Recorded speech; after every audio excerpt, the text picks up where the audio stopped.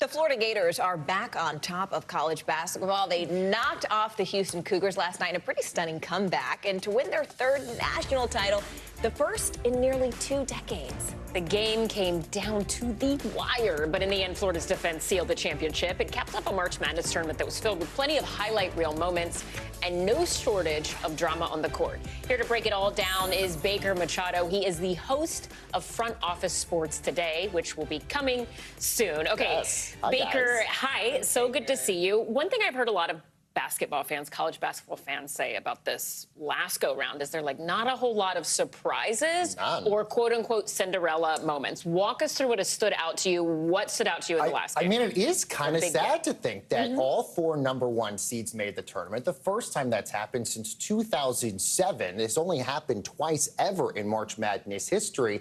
And 14 teams out of the 16 of the SEC made the tournament. And the winner, of course, Florida being last night, the 3rd biggest comeback in NCAA history. I was pacing around my home last night watching the game because it came down to the wire. The betting line was Florida just by 1.5, so they basically got pretty close to that last night.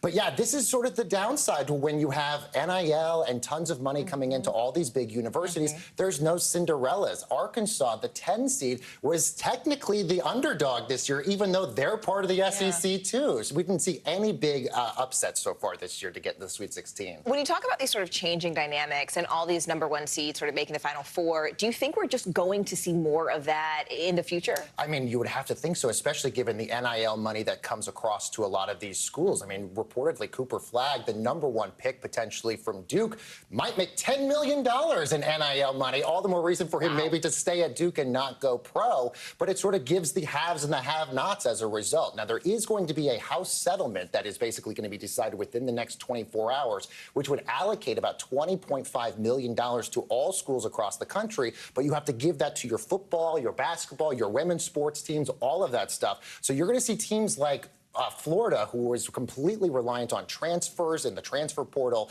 and even teams like Houston make the national title year in and year out. By the way, both of these teams, they're favorites to make it again back here next year as well, and it's strictly because of money. Talk to us before we go. We only have a little bit of time left, but women's, like the ratings that were so astronomical last go-round, how were they this time? Still really good. Look, this was the 3rd most watched women's national finals game of all time. Yes, it was down a lot from last year, about 55%, but that was, of course, when Caitlin Clark was in there, and you got 18.9 million. But still, 8.5 million viewers, still really incredibly good. 3rd most watched Final Four, 3rd most watched tournament, so clearly a lot of the retention has been there from the Caitlin Clark years. And we love to see it. We love to see it. To see you, Baker Machado. Thank you so much for joining us. We really appreciate it.